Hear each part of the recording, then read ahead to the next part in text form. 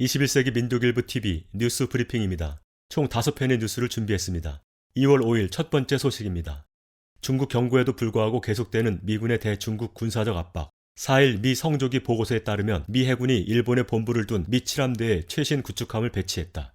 미 해군도 이날 라파엘 페랄타 구축함이 요코스카 본항에 도착했다고 발표했다. 라파엘 페랄타 구축함은 2017년 7월 취역한 최신 구축함 중 하나다. 미군에 따르면 이 구축함은 2대의 M16-60 시호크 헬기 배비가 가능하며 탄도미사일 방어 능력, 대공 방어 및 지상 전투 능력을 갖추고 있다. 이 구축함은 인도태평양 지역에서 가장 강력한 군대를 배치하려는 미국 방위 전략의 일환이라고 미 해군은 밝혔다.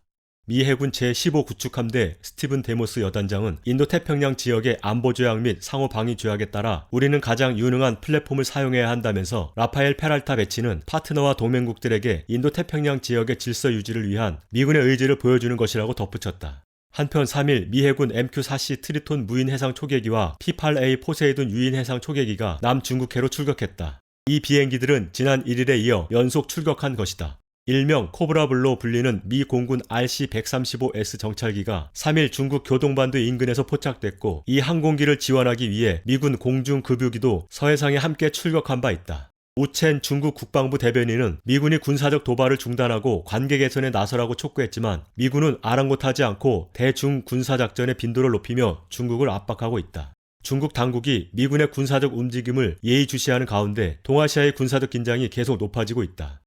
다음 소식입니다. 이란 군사력 증강의 총력. 세계 최초의 하이브리드 에어쇼인 에어로 인디아 2021 행사가 3일부터 5일까지 인도 벵갈루루에서 개최된다. 아미르 하타미 이란 국방장관은 이 행사에 참가해 이란이 전투기 업그레이드를 모색하고 있다고 밝혔다.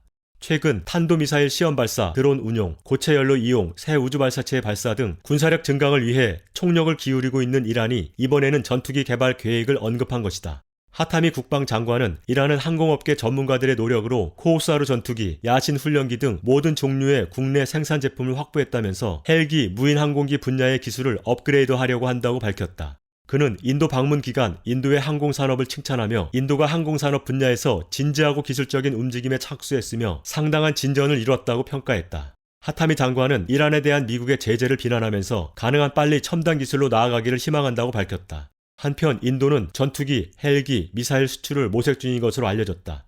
이란 역시 대이란 제재로 발이 묶인 가운데 인도 이란 간 모종의 무기협정이 맺어지는 것 아닌지 전문가들은 촉각을 곤두세우고 있다. 다음 소식입니다. 트럼프 탄핵 찬성한 체니 하원 의장 사퇴한 부결. 트럼프 전 대통령에 대한 탄핵에 찬성한 뒤 지지율이 10%대로 급락한 체니 하원 의장의 의장직 사퇴안이 부결됐다. AP통신에 의하면 3일 공화당 하원 의원 비공개총회 비밀투표에서 진행한 의장직 사퇴안 표결에 찬성 61표, 반대 145표, 기권 1표로 체니 하원 의장의 의장직이 그대로 유지됐다. 앞서 체니 의원은 지난달 13일 트럼프 전 대통령 탄핵안에 찬성표를 던졌다가 공화당원들로부터 사퇴 압력을 받아왔다. 체니 의원은 총회 후 기자회견에서 우리가 함께 전진할 필요가 있고 위험하고 부정적인 민주당의 정책을 격퇴하는 것을 돕는 방향으로 나가야 한다는 점을 분명히 한다는 입장을 밝혔다. 앱스 섬에 방문한 것으로 추정되는 맥코널 상원 원내대표는 이를 CNN과의 인터뷰에서 체니 의원은 소신과 이를 행동으로 옮길 용기를 가진 국가와 당의 중요한 지도자라며 체니 의원을 두둔했다. 공화당 지도부의 지지와는 달리 지역구에서의 반발은 여전하다. 와이오밍주 의회의 일부 공화당 의원들은 체니 의원의 낙선운동에 돌입했고 체니 의원이 적을 도왔다. 의장직을 유지하면 또 같은 선택을 할 것이냐며 공화당 내 탄핵 찬성에 대한 비난의 소리가 높아지고 있다. 다음 소식입니다. 미국 1월에만 총기 430만 정 거래, 사상 최대. 미국민들이 빠른 속도로 총기를 구입하고 있다. 특히 부정선거, 인신매매 의혹을 받는 바이든 대통령의 취임이 거의 확실시된 1월에 총기 구입이 급증했다. 미 대선을 통해 드러난 딥스 세력의 끔찍한 본질과 추악한 범죄가 총기 판매에 직접적인 영향을 미친 것으로 분석된다. 미 연방수사국의 국가범죄 배경조사에 의하면 지난 1월에만 430만 정의 총기가 거래됐다. 이는 작년 12월에 비해 30만 정이 증가한 것으로 하루 1만 정의 총기가 판매된 셈이다. 마크 올리비아 국립사격스포츠재단 홍보국장은 바이든 대통령의 총기 소유 금지 발언으로 오히려 총기 구입의 양이 늘어난 것이라고 지적하면서 이 같은 기록적인 숫자는 미국민들의 불안감을 보여준다. 국민들은 안전을 보장할 수 있는 수정헌법 제2조의 권리를 주장하고 있다고 강조했다. 위르겐 브루어 수석 이코노미스트는 바이든 대통령의 인준과 취임을 둘러싼 혼란이 계속되고 있다는 것을 의미한다고 전했다. 한편 취임 전부터 정통성, 도덕성 문제가 끊임없이 제기된 바이든 대통령의 무분별한 행정명령이 사회적 혼란을 가중시키고 있다. 특히 사회적 합의가 필요한 문제들에 대해 일방적으로 명령을 내려 논란을 심화시키고 있다는 지적이 나온다. 바이든 행정부로부터 시작된 사회적 혼란과 미 국민의 불만이 점점 고조될 것으로 예상된다. 마지막 소식입니다. 젠사키 백악관 대변인 우주군 폄하 논란.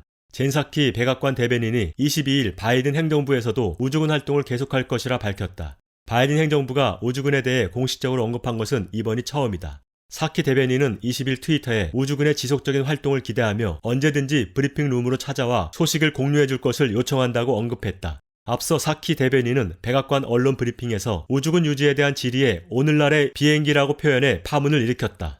이는 그가 첫 브리핑에서 트럼프 전 대통령의 에어포스원 페인트 작업을 유지할지에 대한 질문을 언급한 것으로 보인다. 이에 엄연히 국방부에 소속되어 있는 우주군을 비행기 정비공으로 언급한 것은 명백한 폄하라는 지적이 나오고 있다. 공화당 로저스 하원 군사위원회 최고위원은 군부 전체를 농담의 대상으로 삼은 바이든 행정부가 우려된다라며 젠 사키는 우주군에 즉각 사과하라고 강경한 입장을 밝혔다.